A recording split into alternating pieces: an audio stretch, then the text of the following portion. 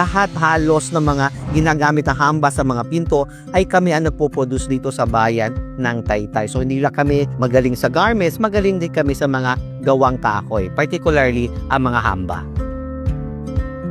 Nag-start yung family business nung time na ang dad ko, naisipan niya na mag-sarili doon sa dati niyang boss. So, in-establish niya to noong 1988 hanggang ngayon na tinutuloy na namin ng mga second generation together with my siblings.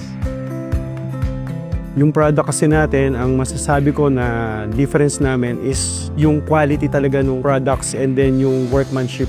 Kasi from 1988, nag-start na kami hanggang ngayon, nandito pa rin yung company namin. It means na maraming tao nagsusupport, nagtitiwala sa kung paano namin i-produce yung mga doors natin and mga wooden products. Yung process natin is yung raw wood, kikinisin natin. So we're going to use machines na kailangan natin i-thickness planer para pantay-pantay yung mga wood.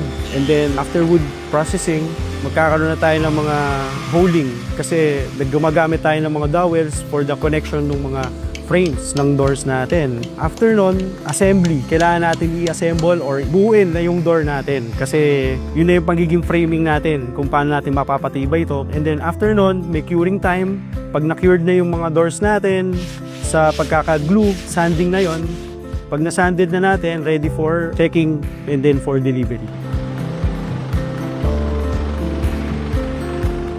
Yung sa quality kasi, ever since, sinasabi ko sa mga workers ko, yung mga products natin na gagawin, imagine niyo or isipin niyo na kayo may-ari ng mga doors na yon. Kasi once na inisip niyo na para sa inyo yon, magiging maselan yung quality natin, mga rejects na wood hindi natin gagamitin, and then talagang mapapaganda natin yung quality ng work.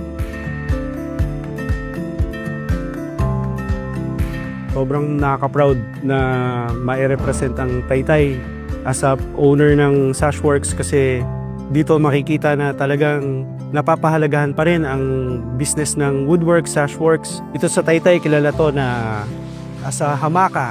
Ang hamaka is hamba, makina, and kabuhayan. So nakaka-proud na bilang isang Taytayenyo na mapasali ang company namin sa ganitong klaseng opportunity para ipakilala ang bayan ng Taytay, para makilala yung aming culture.